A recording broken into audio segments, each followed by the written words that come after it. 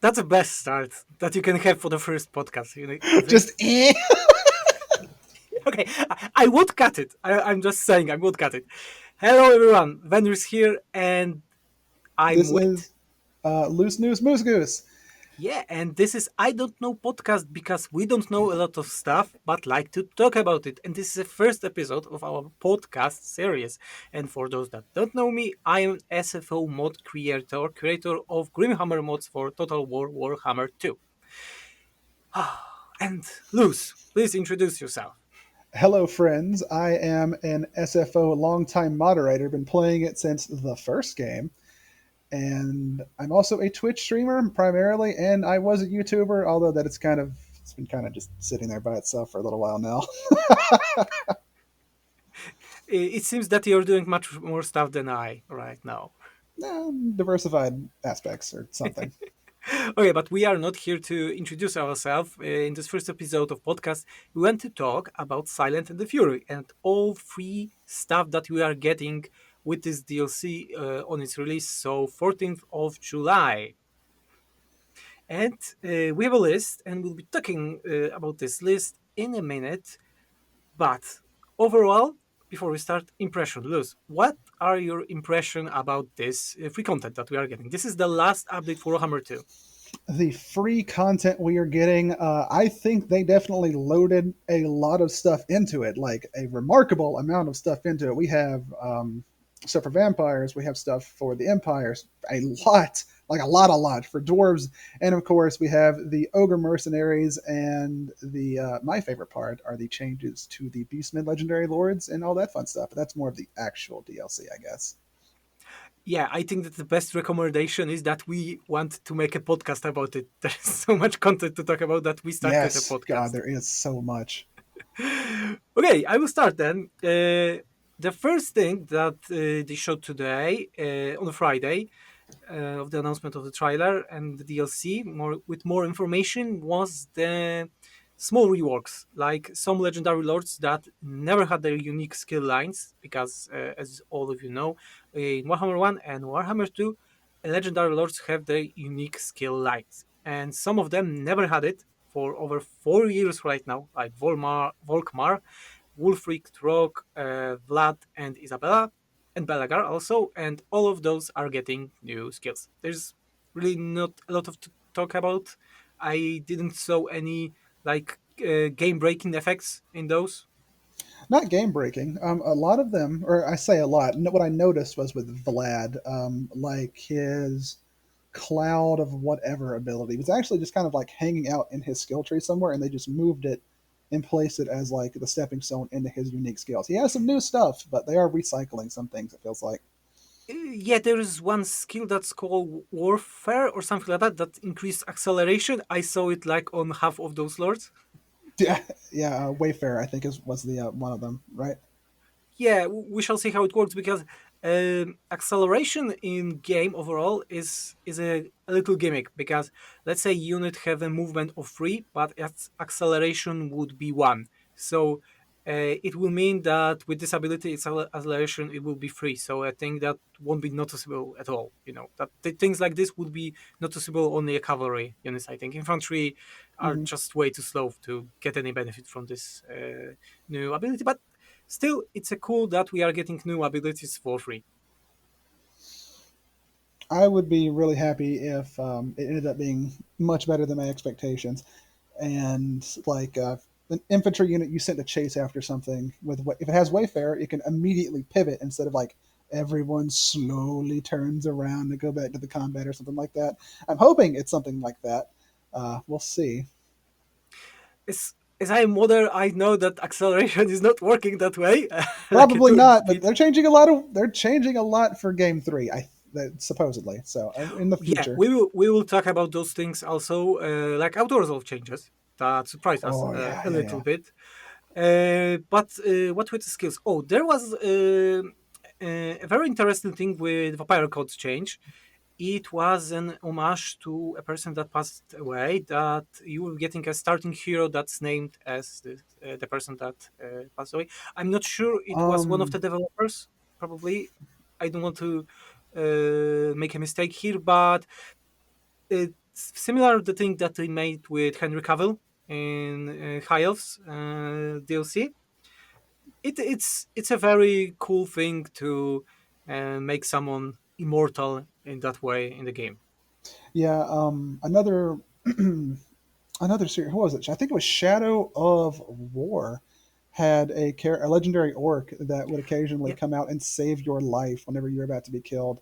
That was a dedication to one of the developers of the game. yeah. I have like 200 hours in this game, and So I good. saw him several times, and each time it was very fun. And he was singing rock or something like that.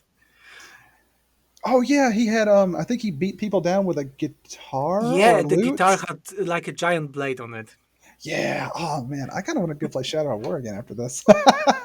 Yeah, I like when developers make Easter eggs like this, but this Easter egg is an homage, is making someone that passed away to give him some credit for his work, probably. But yeah, I think this is a very cool idea, and to be honest, this is all in terms of those small changes with the skills. There was a small leak made by Lore Master of Sotek with this new content, and people were quite hyped that the Norska was mentioned there and were expecting more. But I still think that adding those unique skills is we are getting them for free, so there's nothing to complain about, really. Yeah, especially since some of the skills they're adding are so crazy. Like I horrible regeneration is one I think people are gonna get a lot of mileage out of. Yeah, Tr- what's horrible rejuvenation? Let's talk about this. Horrible regeneration is just like regular regeneration, except your models that are dead can get back up and keep fighting. Traditionally, an undead thing, but Throd's going to get it to add to his trolls. And I think Morgar is getting it added to his chaos spawn for his unique skill line. Yeah, yeah, that's looking quite interesting, really. A little game breaking for the campaign, probably, but still interesting. We all know that the Yeah, campaign is never going to be balanced. It's meant to be fun. yeah. Since the Warden and the Punch, with what Grom was able to do with his goblins, I think no one is thinking about balance in this game anymore. I think there is a tentative idea of around where the power level should be, but I think they've gotten pretty lax with it, especially God, now ogres are going to be in every faction. Here are your dwarves. By the way, they have monstrous cavalry now. Have fun. Yeah, this is the thing that we'll be talking about last because everyone knows that I hate ogres. So it will be yes, it will be a very good topic to talk about with ogres. So, but let's move to the juice of this podcast. So, dwarf changes. People were surprised with me also. How much was changed with the dwarfs? So was I. Honestly, I didn't. I mean, my ear is not really to the ground for like day to day news on dwarf and stuff. But I haven't heard anyone talking about being dissatisfied with dwarves. I think they already got a rework before this, didn't they? Dwarfs were the first Warhammer 1 faction in second game that had rework. Yeah. They had So rework right after Tomb King's release. They received the Forge. I was more expecting that the lizards, which have for three releases now, people have been complaining about how plain aspects of like the geomantic web and stuff are, which I could go on for about that for a while. It's like, what does the geomantic web encourage you to do? It wants you to go take that town. I was The- going to do that anyway. yeah, but only the update that Lizard ever received in terms of like game were fixing of the blessed units because the spawning was not working, and they received the Lord Croc, and that was I think it was all. No technology changes, no building changes. No. Geomantic web was never changed, things like that. But getting back to dwarves, Yeah. there's really a lot of to talk about them because I think they really nailed the thing. The rework is looking quite good. It is looking incredibly good. But if you would have told me a dwarven rework was coming out with this, okay, sure, whatever. If you would have told me the magnitude of changes, like even like individual units and what was it, the master engineer that got like 15 or something skill changes like that. Yeah, and those skills are excluding. So excluding lines, they're working like make taking a weapon. So you can take a sniper rifle, a shotgun, and things like that, and it changes the weapon of the dwarf. It doesn't which change the is model, but changes its weapon. that's so cool. And then we got a new legendary lord. Uh, there's so many directions we could go with to talk about this. What is your favorite change in the dwarven rework they're doing? Yeah, let's go first. What are the changes? So it will be easier. We have first of all rework of Book of Grudges. Then we have new rune forge mechanic. Hmm. Runes are working like spells right now. They are on the right panel, so they are not like abilities. They are like spells without winds of magic cost, and they can be overcasted. Also, this is interesting. We have new skills for the Thane and Master Engineer, as you were saying. We have small changes to campaign effects of each legendary lord and a new free legendary lord, and that would be all for them. Someone can say only, but those are like very fundamental changes to the dwarves, really. Yeah, like the Book of Grudges just by itself, that is your guiding line for how you play that entire faction. So big changes to that are huge for the gameplay. So Book of Grudges is working that way right now that it have more thresholds right now. The grudges are still the same. So if someone attacks you, raid you, you get a grudge, and you need to settle it to Mm. lower the meter. But right now, if the meter is very low, you are getting a lot of bonuses to your economy, but you will not getting free slayers. This is interesting because if you have your meter of grudges is very high, you will be getting army bonuses, but economy negatives, but also have a chance to get free slayers to recruit them. Probably from the ROR panel, I didn't saw it on the stream, but it looks that way. So at first I was like, free slayers? Why? But then I was thinking, more grudges means more dwarves want to be slayers, and that's Yeah, sounds logic. thematically, that is they. I feel like they're they made it more interesting, which I think is like really great for replayability. Like, do I want to be like very strict, keeping the grudges out of the book, keeping the book clean, or do I want to play more loose and just like run slayers at people at high speed with like a 25 charge bonus? Yeah, but it looks like that the Book of Grudges effects will be less severe right now. So it's like I was saying, you can roleplay more it right now. You don't need to Yeah, settle grudges ASAP like it is right now because the penalties were quite severe normally. yeah. I There have been a couple times where I was playing a dwarven campaign and the book hit me with like this perfect grudge from like someone came in out of Athaloran and raided on the tip of your land. You got to go kill all the elves for the rest of time, or you're never going to have gold again. It's like, come on, man. I wonder if they changed how severity grows because in vanilla it grows very, very, very fast right now. Like let's say Grudge starts on 5 and it's like in 10 turns it gets to 15 or even 20 and more and more. Yeah, I hope it would be a little smaller in vanilla. I hope. And another big change with Book of Grudges, you have Ancestor Grudges. So each Legendary Lord is starting with 4 Grudges. From what I saw, they doesn't get severity, so they won't be more bigger penalty in time.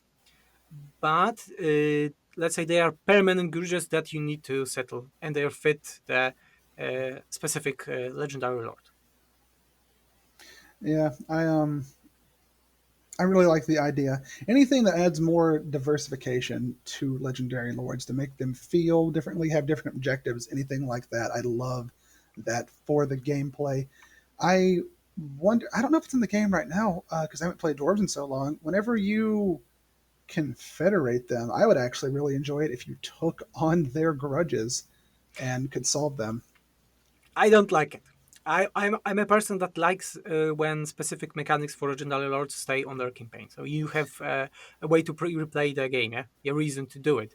But you were asking. The thing is already this whole mechanic that we are talking about was released over 2 years ago by some modders, and mod was called the Great Rework Book of Grudges or something like that. And it was the same thing. Like one to one same thing with those Wow. ancestral grudges. It's cool that CA is taking those ideas, but it's even funnier. Those same modders made rune forging that was also then added by CA one to dwarves with their first rework. So they took the idea from the same modders again. I mean, they're really good ideas. Yeah, this there was like I think there was like no other idea for the dwarves to do, and I'm happy that they added it. And with this usual CA polish, yeah, so they made it much more clear. N- let's face, modders can have great ideas, but no one will do it better than the developers. Yeah, exactly. No matter how well you implement it, you have to use existing systems where the Yeah. developers can come in and make it just immaculate to make it so good. Yeah. Okay, but this is about the book rules. Also, there are more different rewards for those grudges, like items, stuff. So usual stuff. But other change is we have the forge mechanic expanded by quite a lot because we received the runes there, and the runes are working like followers. And when I saw it on the video, I was like, uh, okay, we have followers crafting, and it's like, this doesn't look good. But then they showed that each lord is getting 3 new slots only for runes in campaign, and it was like, it just totally saved the system for me. I feel the same way. There are the ruin spell that's already in the game. It always felt like it was mandatory for every ruin to like for all the slots to be taken up, and then the character always ended up playing the slame as you unlock the ruins on them. You know, so these extra slots just for that when they're expanding upon it. It's like an obvious thing, but I don't think anyone else would have ever thought of it because traditionally it's always just been those 6 slots. You know. Yeah, about the slots, we have 8 slots right now. I don't know Mm-hmm. how they are working, if this is like a neutral slots, but looks like we have 8 slots right now. I don't know if I'd like this change because some followers, like for example, playing as Tehenawin, can get very strong, and Yeah. choosing those. Maybe they will nerf all the followers. I would gladly see something like that, like a nerf to all followers, but we shall see. I feel like they're going to nerf some of them, but to counterbalance some weaker followers, I saw in that video you were talking about, with a Sotek's video, that in those unique skill lines we're getting, you have auxiliaries, which are like super followers that have like give banner like effects to stuff, which I'm really looking forward to those. Yeah, because all the heroes for the dwarves received reworks in their skill tree. They didn't receive a lot of new skills besides the engineer. Tain received 3 of them. Master Runesmith didn't receive any new. I They don't think so. all were just rework. And as we were saying, the runes are working like a Lords of Magic right now. So they are on the right side of the battle screen. And I think this is also fantastic change because it gives us a lot of option for the future, really, for the game. Mm-hmm. I've heard a lot of people grumbling about it, which is very dwarfy, but I mean, giving you more room to play the game, I totally get. I can get behind the idea right there. Yeah, because they should work like spells, yeah. Yeah. The runes, and now you will be able to overcast them. There seems to be a miscast mechanic with them. I'm not sure how it works just yet. It looks like that it's not giving explosion or damage. It's just giving cooldown increase for all other runes. So risk and reward there. Yeah, as long as the miscasting doesn't just feel like they poured it over how spells work, because that's one of the defining differences between dwarves and like all the other races is how they handle magic. They smack it into a rock. So having it be like function the exact same would not be satisfying. Is that the word? I think. Hmm.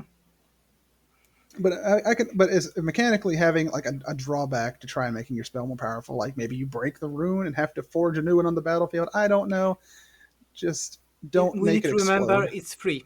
It doesn't have winds of magic costs, so we need to have some drawbacks for the sake of balance. Yeah, I get that. I don't want it to feel the same as like my bright wizard casting a fireball, for example, where I can like Oh, wiggle my finger the wrong way and suddenly my I explode. I don't want I want the ruins to instead be call it a miscast chance, I guess, but I don't want it to feel the same as like a regular spell miscast. Yeah, I get you. Runes should be more safe way of magic. Yeah, they're supposed to be. I'm totally with you on that. Okay, so it's moving further. What do we have? We have Torgrim Grudgebearer campaign effects were a little bit changed. In vanilla, the dwarf technology tree was giving effects that were increasing his edicts, so the province edicts effects. Now he have it as his campaign trait. What were the changes for Grumbendal? Do you remember any? I didn't. I don't have it up in So front of me. I think it's a whole lot of anti-elf. That's what I remember about uh, Grombrindle. this was in vanilla. The anti-elf campaign effect was in vanilla. Oh, that was vanilla. Then I am Yeah, drawing a blank that right wasn't now. changed for sure. Don't know what they changed with him. We would need to see. For the Belegar, they also didn't change a lot. He just had his trait buffed a little bit with leadership against Skaven and the Greenskins and new skills, of course. Yeah. But they didn't change how ghosts are working. Ghosts didn't receive any new skills, things like that. Ungrim, no changes. And we are getting to new legendary lord. Ooh. And I'm giving you voice, Liz, because I didn't watch a lot of about him really. Um, I have been. I saw the stuff this morning, and then I immediately had to go do my stream. So I haven't had a ton of time to look at him, but I have seen some stuff on the Reddit while I've just been kind of idly browsing about stuff, Mhm. and I I saw something about him getting a Carnosaur, so that's something. He gets a rune collar or something that can get to control Carnos, or it's like okay. Yeah, I mean, at this point though, sure, fine, whatever. It's not like we're preserving purity in how races function anymore because of the special added in reinforcements we were going to get to later. Yeah.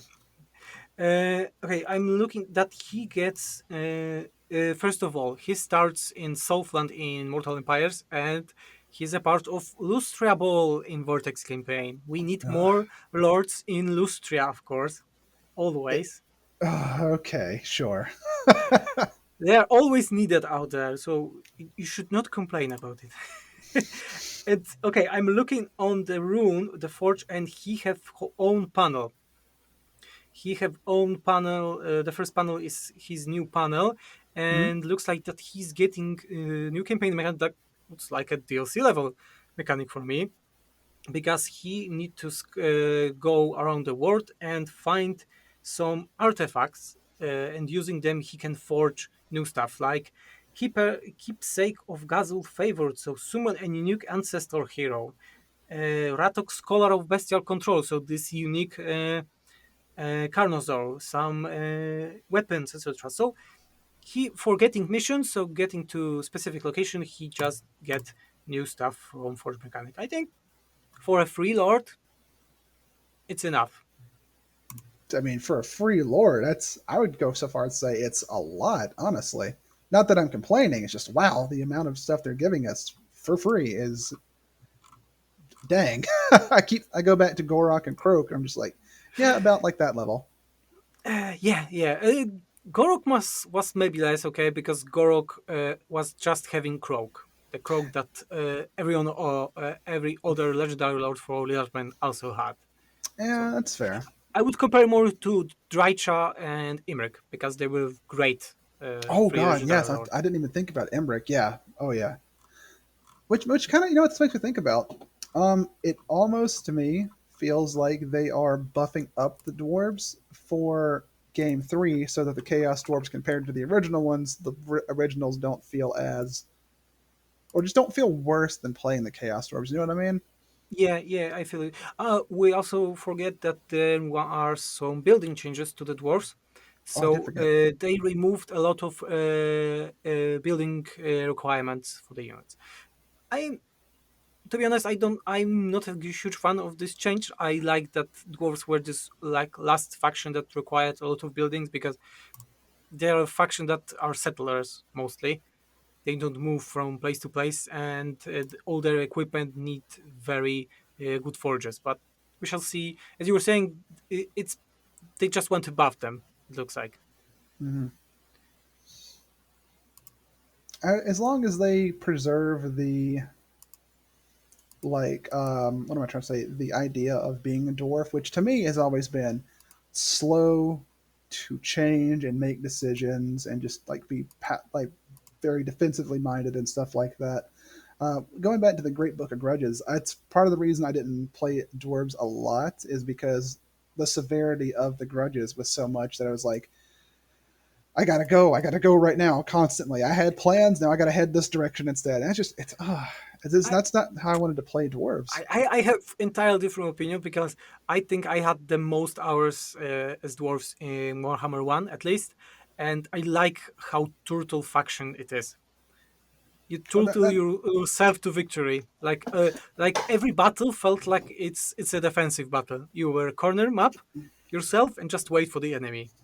no, I mean, I may have misspoke actually. I was trying to say that I like to play it more that way, but then you would get a grudge on like the opposite end of your territories, or like some faction from the other side of the world just happens to have an agent that assassinates one of your Thanes, and then you have a grudge against them to go destroy and raise one of their settlements, like past Ulthuan or something, and it's just like, God.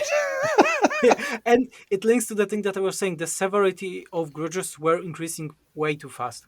Yeah, yeah, yeah. I One hope grudge could just kill your whole campaign if you ignore it for too long. and spiral out of control. Yeah, yeah. The multiplier were much too high.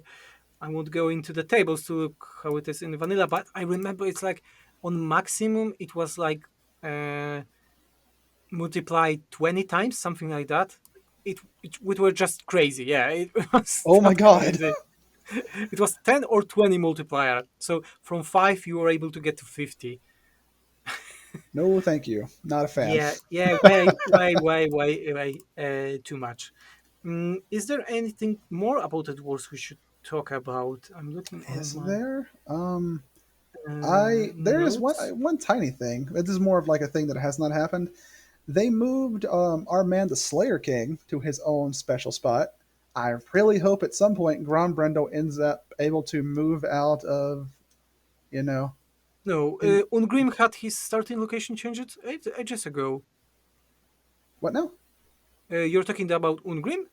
No, he did get changed. I was hoping Grombrindle gets changed along with this Oh, rework. be hopeful for that. Yeah, I also hope that will change because I think that we'll talk about this with the Beastmen how legendary lords can be unlocked. But I think with those old factions, it's not working properly. I would rather confederate a legendary lord than have build a specific thing to get Grumbendal. For example, if you're playing Torgrim. Yeah. Hmm. And we have so much space right now, especially in Lustria. We need more lords in Lustria. I knew I go throw my glasses, man. Come on. We need more lords of in Lustria, and Grobendal would be cool there. And imagine if we could get Grobendal in Nagorod and had this epic clash with I Malekith. would love that. I would love Yeah, that. that would. I just to me every starting location should not only be accurate but give you a new set of people to fight against. Yeah, but this would be lore-wise accurate, really, because Hmm. Grobendal went to settle the grudge with Malekith. Where have we put him though over there in Magarond? There's a lot of space. There's especially in the border with Lustria. Matter of There's fact, just throw Grombrindle in Lustria too. Yeah. Let's have two Grombrindles. He can Oh my have a twin God. brother. Valeria will help. Will help with production of him. Do you think if they were to redo Grombrindle these days, they would give him the Gorich treatment, make him a legendary hero instead? I don't think they would. CA never did something like that, like change a lord into a hero. But I hope, I would hope for something like that because it would be cool that he's like a dynamic hero. That if you're not having his in your army, while defending, you have a chance that he spawns with you, like helping you for the that would be defense. so fun. And it's very funny. It's very easy to do right now in terms of modding. Really? Yeah, Is it? we did a similar thing in SFO with Green Knight. If you don't have him summoned, he will spawn in your defense battles, aiding You know, you. And we God, are making it in a update that we're working on. So the Lizardman, same for the Nakai. I love that idea. And I this love is that idea so very much. simple idea. You get this army ability that you can summon Nakai if you are defending, and if Nakai is not in the same province. This is only for Nakai faction right now. And, That's and so he's fun. also for the set duration. So it's for 60 seconds, then it's 120, and the last is 240 seconds. And he have expandable trait. So when he dies after this 60 seconds, because he needs to die, he have Yeah. a kill button on him. He won't give any penalties to your army. This is such an Oh, easy fix that CA could make much better with their tools. that is. I can't wait to play with that. Actually. This is very easy to do, by the way. Uh, okay, I think it settles the grudge with the dwarves. Oh, Hmm. last thing, they are adding unique landmarks for the dwarves around the world. Landmarks are always cool thing. It gives you a purpose to get to the specific location. Yeah, it would be great if we could see what landmark is like the Oodles have with the forest. I love landmarks. I love landmarks so much. I have this Pokemon gotta collect them all mentality for landmarks. We can make an episode about Pokemon because Pokemon are still a living topic. I think. God, someone, if anyone's listening to this and has artistic talent, please give me Thorgrim with a Pokeball dressed up as Ash. I would, I would love that so much. That would be cool. But you know what's even funny? Because we are from a generation that was raised on Pokemon, Oh and the yeah, kids right now, our kids, doesn't have this love to Pokemons. yeah. Like, Everyone's yelling about Pokemon these yeah, days. I know all Pokemons from the first edition, all 150 Oh by yeah, names. locked in here. Yeah, and the voices from the anime show, I know all of them. I remember. I even have cards from the first edition. They are and now they are worth a lot of money, and they are locked. So my son can't just eat them right now because he's 3 years old and he just don't understand. He Ah, the still joy of doesn't children. understand how important those cards are for his old father. Good for you though, man. I like lost all of mine a long time ago in the But time abyss of the '90s. yeah, the song of Pokemon, and I have everything in here. But okay, this is a side topic. We are talking about the free DLC, Oh yeah, sorry. and we are like more than half right now because we just getting to the biggest thing from this DLC that was advertised for a very very long time, had memes for even longer time. Full rework of a Beastmen faction that was first released as a Warhammer 1 DLC. I am one of the biggest Beastmen fans you will ever meet. I am beside myself. I haven't been this excited about the Beastmen since SFO released their big rework for them. Because holy hell, they felt so bad. They Oh, were released on 28th of July 2016. So it's 5 years? 5 years has right it now. 5 years already? Damn. Yeah, in 25, 26 days, it will be 5 years. And you said that they were a bad faction. With full honesty, when they were released, I thought that they are great. I might have misspoke. They have not aged well, is what Yeah, I should say. When because they were released, I mean, they were just this fucking nuisance. Can I curse here? I'm sorry. uh, just we cannot curse in first 5 minutes because we won't get monetized. Okay, okay, okay. Sorry.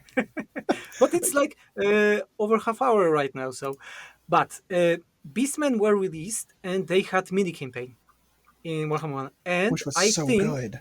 yes, this is my, like, I have the best memories from this mini campaign, this was my best experience in Warhammer. I think it felt very narrative driven. I was reading every event, everything. We had a lot of those little factions like Sons of Ulrich, etc. And it really felt good back then. It really did. I still, for context, for how much I love the Beastmen, I wasn't going to buy Total War Warhammer until that DLC came out, and then, like, well, I can't not do it now. Ran around with them, had so much fun. Went to the mini campaign, and then was just like, that mini campaign by itself has had me craving more of them ever since it got put out. I Yeah. still remember the genuine, like, deep feeling of, damn it, Toddbringer, get away from me. I'm trying to destroy your lands, and like setting ambushes for people. God, oh, so good. Yeah, everything worked for me out there also. And Beastmen had there's a very short summary of Bitmark. They had a horde mechanic, means that each army was like a moving settlement with buildings, and they had something like I don't remember that bestial rage, something like that. The Yes. name, and if it was higher from winning battles, you were able to summon a warherd, so a secondary army that were following for several turns, and they had moon events that had positive and negatives, and they were random, and that's all. They didn't have anything more. Yeah, their roster was also kind of cobbled from other people and incomplete, which was a sad It, thing. but as this is also very important topic. At the time, it wasn't so bad. Of course, At the time, no. what's interesting, the memes about Jabberslide and the Gorgon not released for the Beastmen started to surface around Warhammer 2 when we saw Hydras, we saw dragons, we saw Hellpit Abomination, so those advanced unit with very cool animation.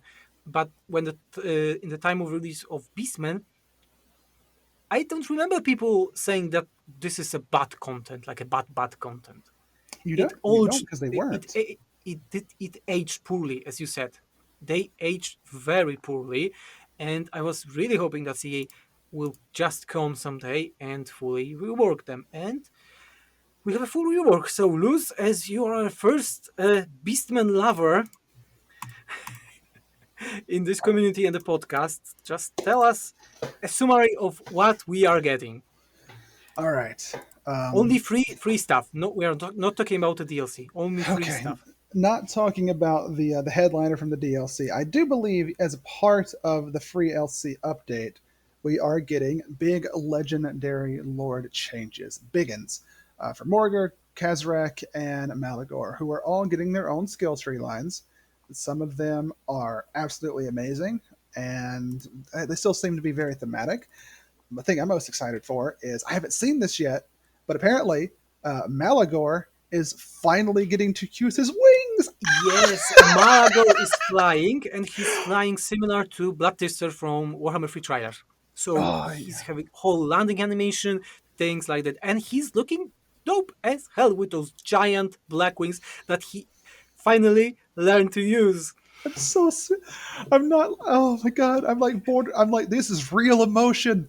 I joined the SFO Patreon. I don't know if you remember this. Just like, I joined the Patreon because I loved it so much. But then I was like, hey, do you think maybe you could use your mod magic to give Malagor wings? And then I bothered you for like 3 days straight.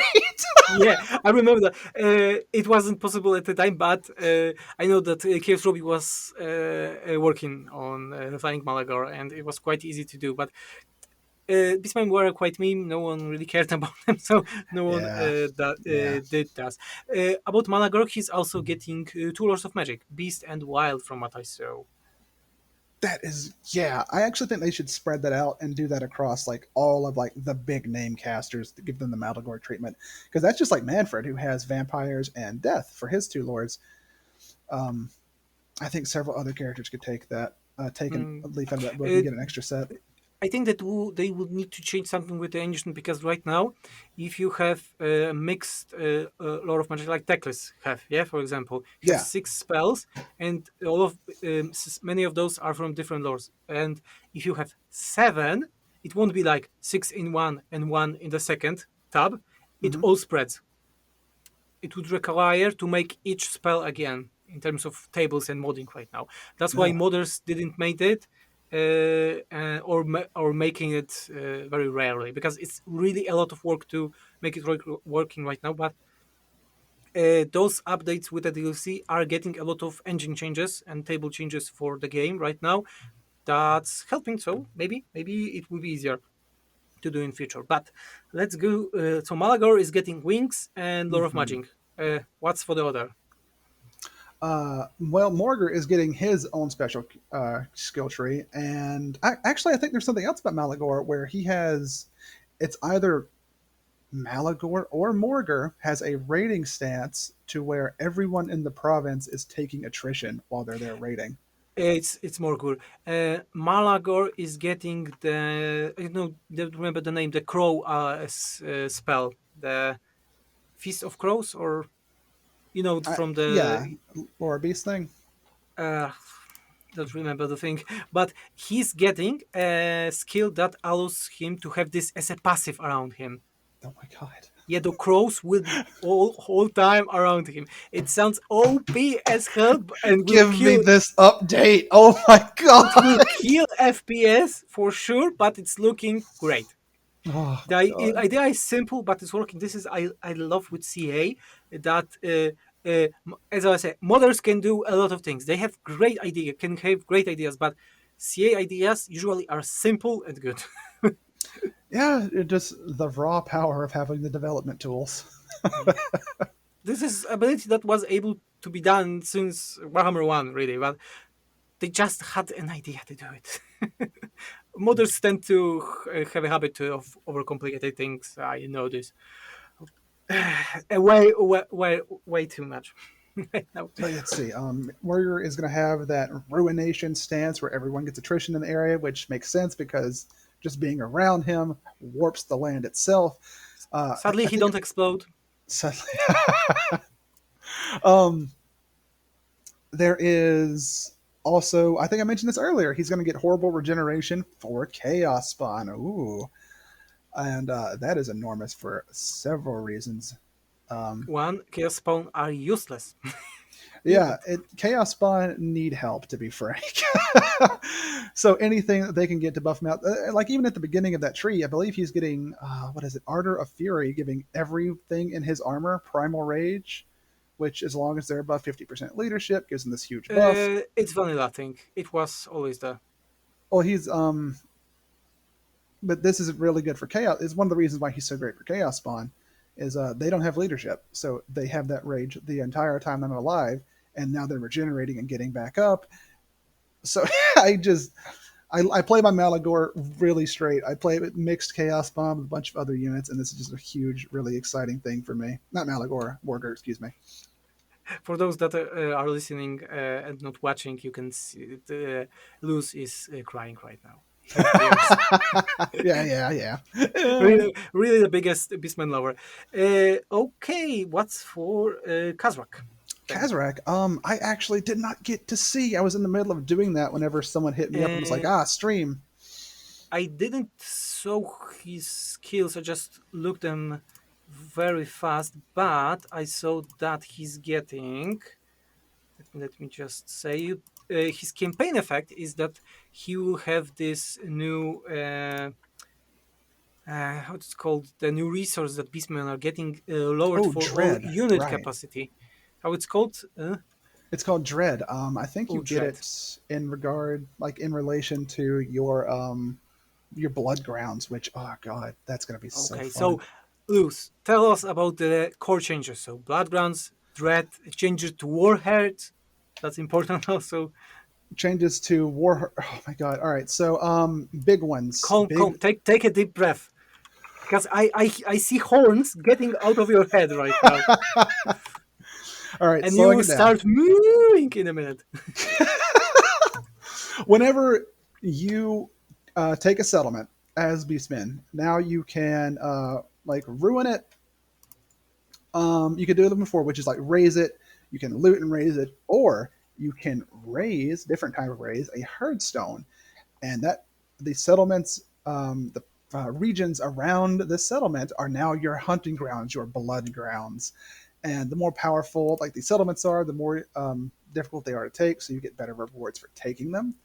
And I think once you get enough of the dread, you can spend it, and then they can't claim people can't recolonize those ruins in your hunting grounds. Those are yours now, which means there's no longer Beastmen Whack-a-Mole, where like nameless Empire Province 8 is come by and recolonized behind you. Another huge change, really big change, is very similar to the Tomb Kings, where there is no more. It's the same. It's the same thing as the Tomb Kings. There's no recruitment cost. There is unit caps, which makes so much more fucking sense for the Beastmen because I don't feel like paying my Ungors 200 gold. It's you're gonna work for me or I'm gonna eat you. Is more how it should be for the Beastmen. Beastmen need to do something for the living, okay? You should not be so judgy about them. Look, they're Maybe living. poor Ungor have a beast woman in his hut and want to just buy something pretty to her from time to time. That's I why the upkeep is right now. just Ungor coming home. He takes off his horns, puts them on the key rack. And remember that they are not using normal words, so he comes in home with like a moo, moo, moo, moo, Oh my moo. god! I'm Imagine not. this. I can never hear Beastmen going moo. It will destroy my illusion of them. Let's make a RPG session with Beastmen only, and people can only use moos. Moos and like snorts. I could do a mean Minotaur snort. Yeah, I agree totally. But let's get to caps. You were saying that they have don't have upkeep or recruitment code. They have caps, and how those caps are working right now. The way that is working is they have their own new panel that you will be able to use and increase their caps through that. Let's see. I'm trying to find. I had like a thing pulled up for it too, for like a reference point. I don't know if I can pull it up right now. Whatever. But it's very similar to the Gym Kings, to where you only have access to so many units, and you have to get to this menu. There are four separate. It's not just unit caps. Is the exciting thing. It's like it's unit caps, things you can change for lords and heroes. You have to spend dread to do this, I think. By the way, it also just upgrades the stuff, getting items. I can't remember if they're just items or also followers. Yeah, But they are. I'm looking on it right now. okay, so uh, it's going to be so great. It encourages the use of the blood grounds, which to me, the Beastman playstyle before this update was always the optimal, which is a dirty word. I feel way to play them was to just wait until you have your horde, which means you pick on little guys until you have your 20 stack following you around, then you hit over stuff, and then you just ride that wave forever, and then you have to pause and kind of hang out and do nothing so that you don't get smacked in the back of the head by this Carl Franz wandering by with his 20 stack of Rights Guard or something. Yeah, the curve of difficulty was very strange with the Yeah, Beastmen because very, it very was strange. very hard, and it were just difficulty was just dropping to zero in one moment. But now there is this thing about a big thing in the lore, and were the herd stones and how they would gather around them and charge up for these big hunts in the area and all that sort of stuff. And this is very similar to how the game was pre-update, or it's going to be, because this is not out yet, obviously, and how it encourages a specific type of play style. But I feel it's going to smooth out that difficulty curve quite a lot. Yeah. Also, in the rewards of Dread, that's the name of the new panels. You Mm-hmm. have unit capacity. That you were saying so. Unit caps are not buildings. You are using the Dread you are getting from battles, casualties, a lot of stuff. Mm-hmm. It's like a base resource for just playing, let's say, and you can just increase the unit capacity out there. You want to recruit more. You have a specific building for bestigors. You just click and you are able to recruit more of them, as you were saying. They are all free, so very cool thing. And the second one is Lord and Heroes, and this is the thing that really, really I love. This is how they are recruiting their legendary lords. So Moose, Yeah. Okay. So let's say you're playing a horde faction, and you want to get all your other lords around or something like that. chances are they're just going to be dead.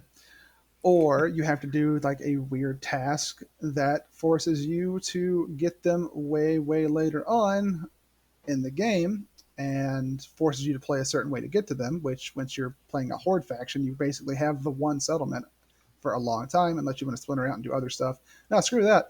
Instead, you could spend this dread to just unlock the legendary lords to play with you. Just like that. Also, the thing in this panel, you have all the heroes and all the lords. So generic ones. You're not only recruiting them for the hordes, you just click and they probably will be just spawning or added to the pool of specific hordes. So again, I think it's a great thing because you for just playing a game, it unlocks a lot of stuff for you in the dread.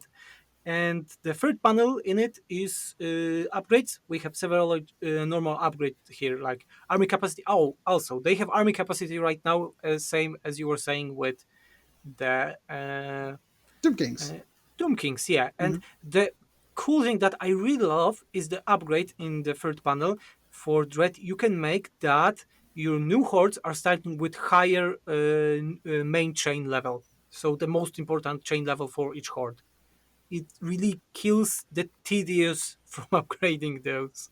Yeah, my God, I can't tell you. Like, I'll be riding a high playing as Malagor or Morgor, and it's like, all right, I finally did the thing. Time to bring out one of my legendary lords, and they don't feel like a legendary lord at all. They are these tiny, piddly, barely got a gathering together. Let me recruit a whole bunch of Ungors, because I'm a legendary lord. Nah, no more of that.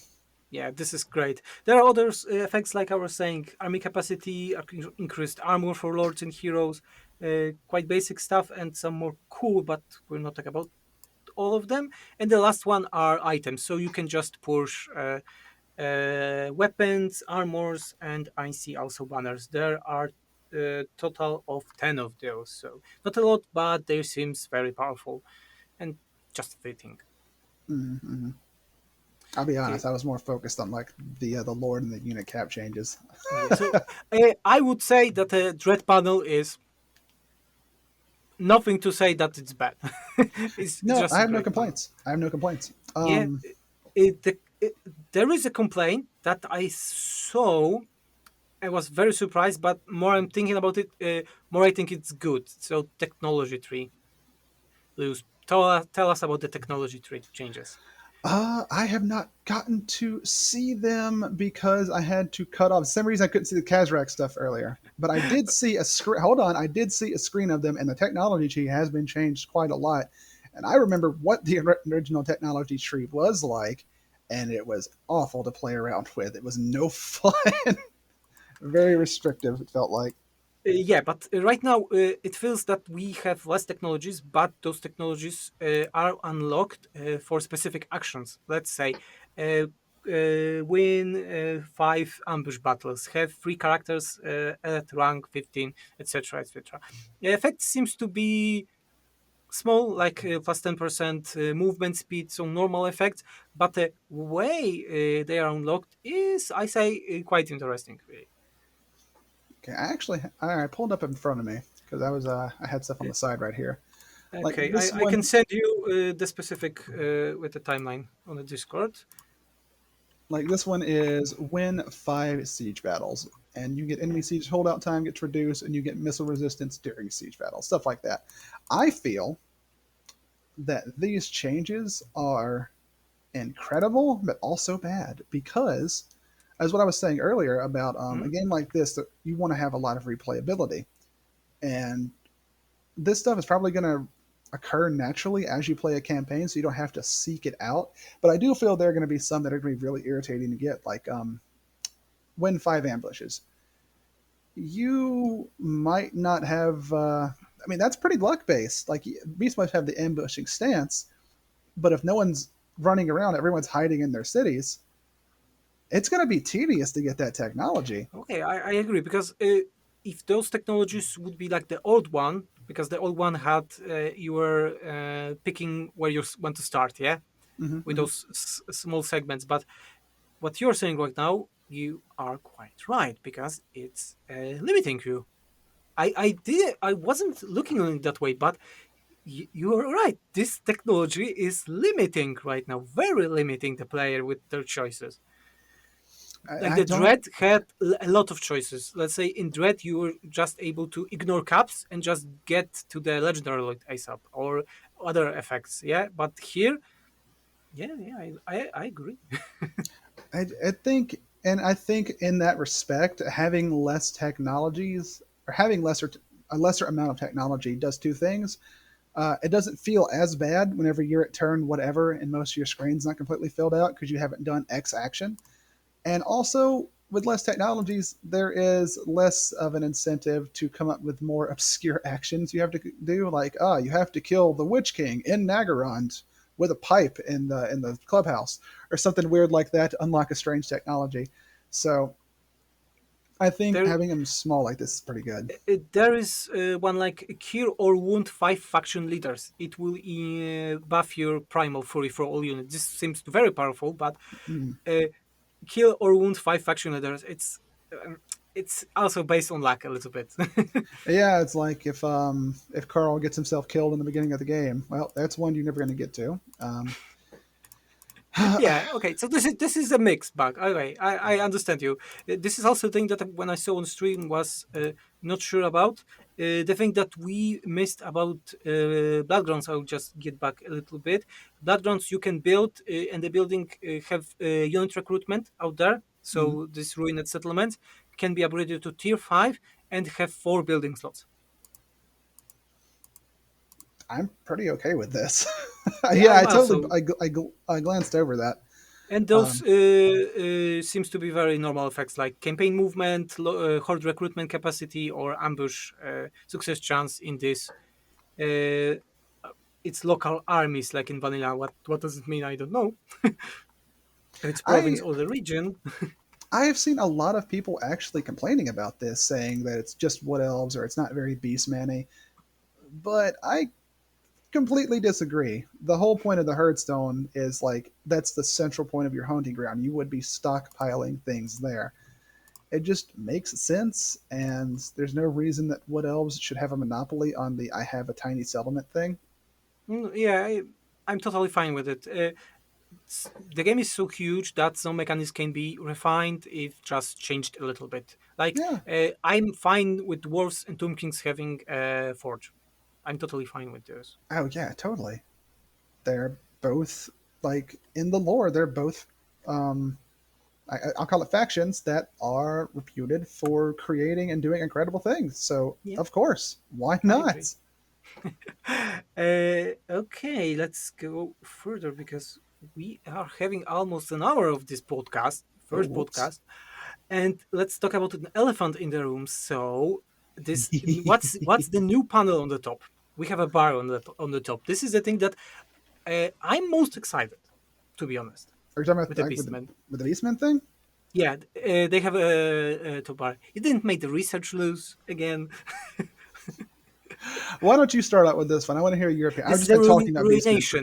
ruination panel. So for making actions in the game, raising settlements, killing enemies, etc., you will be increasing your ruinations level, and ruination level will be increasing things like army capacity, unlocking rewards in dread panels. So you are not able to unlock, let's say, a Cygros like ASAP. To Mhm, unlock their capacity, you need to get higher ruination. So it's like a natural progression. When for normal faction, your natural progression is building buildings, making technologies. Here, your progression is killing stuff. mhm. I think I don't know. Um, I If you like this, and what? Sorry, no, say I was not going to say interrupt you. I like this, but I also don't, and I don't know if I have like a if it's just me being childish about it or not. I the fact that it is measuring your ruination with like a tangible bar for you tearing down the world and getting your revenge on civilization as a beast man, it's cool. Having it tied to what you can use and get how like, getting more of it, I don't know. I feel like that is it. I'll say it makes sense, but it's also kind of plain if that makes any sense. You know? Yeah, I know what you mean. It's a thing that Wolfhard, Marcus Wolfhard had in his Hmm. campaign, and his campaign is one of the worst in my opinion because how limited he is. You need to do certain action because if you don't do, you are stuck with the basic units. The game forces you to do stuff, or other way you won't be able to progress. Yeah, and I don't like in my open world sandbox the Empire Builder being told I have to play a certain way. Yeah, yeah, I agree totally. I hope it will won't be that limiting that this dread panel will be filling quite fast because it looks like it have several dots, so several thresholds, and the first thresholds seems to be very close to each other, and the last one is very very far away. So maybe it's Yeah, like a final one is giving big reward, and the rest is just faster. I Okay. would like something as dramatic as how eventually Wolfric gets to be the true Ever Chosen for doing it. Like not just taking that, but something as like narratively significant happens. You know what I mean? Okay, not like more army capacity, just like something big, something big. So, yeah, some big capstone like you did it. You're the special Beast Boy. Here's your thing. Like the final battles in vanilla, I remember most faction like they have very cool final battles right now in the DLCs.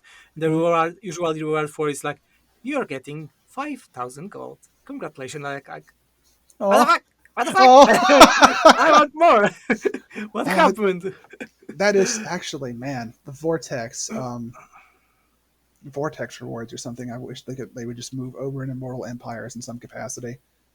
Okay, Luz, we need to wrap up because we have too good connection right now. Too good connection. Can we talk Uh, about one last thing? One more no, thing. we. I'll just say very quick. We from Total War Access. We are getting Great Boy Shaman Lord. He looks, let's say, generic because it have four lords. Yeah, You just pick them. Nothing interesting. Wargore. It's a character that buffs all around. He's okay, Lord. There was like no other choice for the Beastmen really, and several mods also already made it.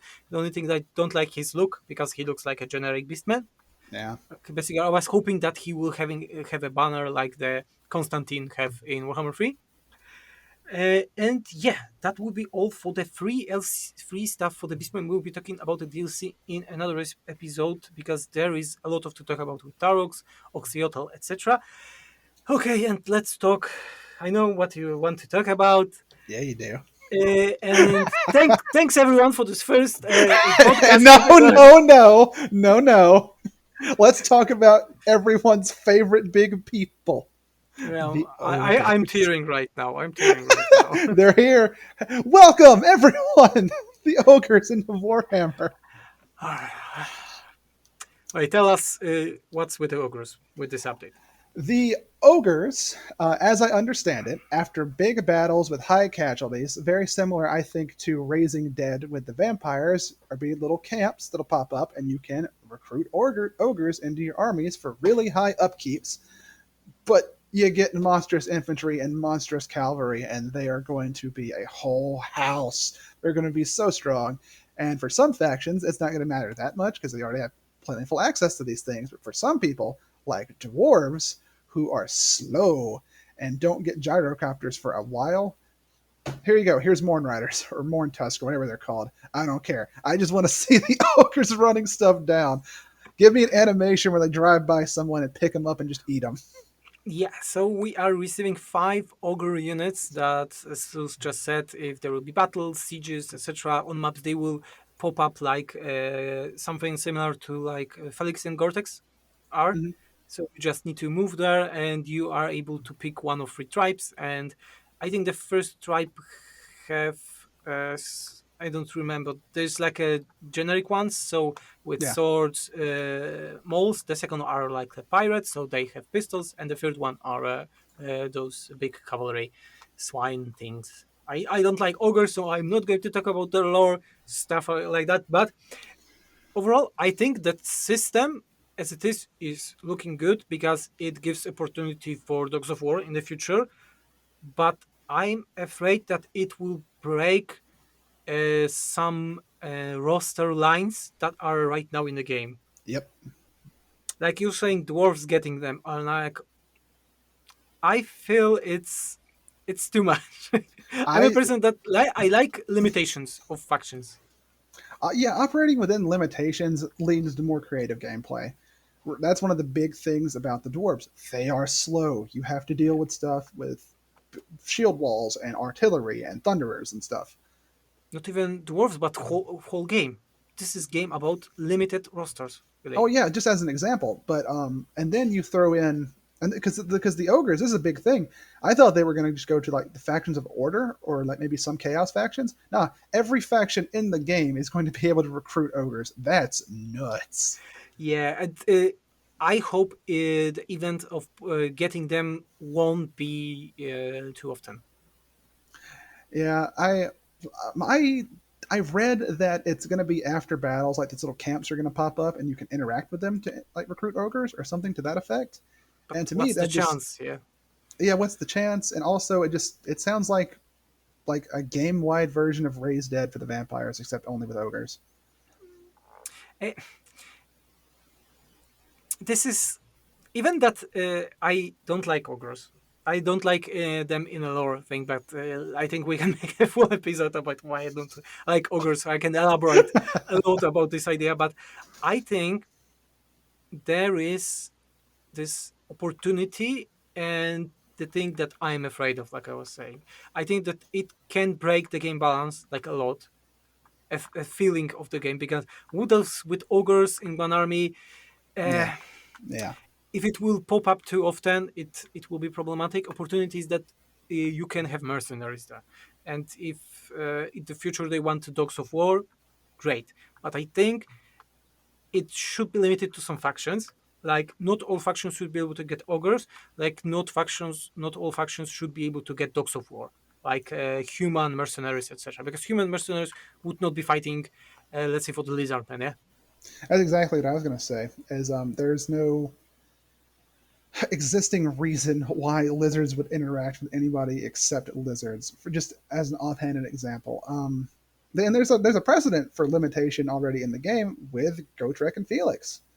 You're not going to get them working for Dark Elves, and if you would just be a little bit more stringent with Ogre lore, you could limit it to that stuff, and it won't be nearly as disruptive to army lineups.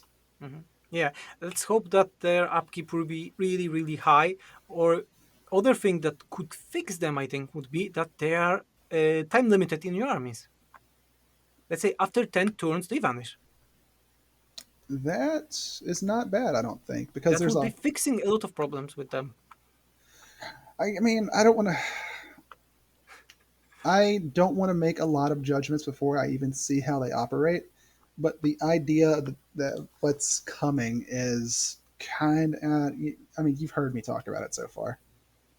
Yeah, I have the same feeling. Not much to talk about Ogres. Very good. Only 5 minutes about them, so we can move. We can move. And I think looking on my list, this is all in terms of free LC. There will be probably many balance changes made for this update because it's the last update for this game. So I think the C will do some cool balance changes, and I think we should make some kind of rating for such stuff. And in the Oh, past, I was thinking about the rating of stuff in terms of ogres. So we rank something from 0 to 10 ogres. More ogres, the worst. what happened with you and ogres? I want to It's a know. topic for another one, another episode. So, if I would rank it from 0 to 10 ogres, remember more ogres the worst. Uh, I would give this one ogre because if not those ogre mercenaries, it would get 0 ogres, so best possible rating. I think it's the best free oh, LC we are getting for this game and the first game even. So right I now in trilogy. I think I agree. It is like the best free LC we've gotten. I have other aspects of the game that I love more, but speaking impartially, the amount of stuff they're giving us is just enormous.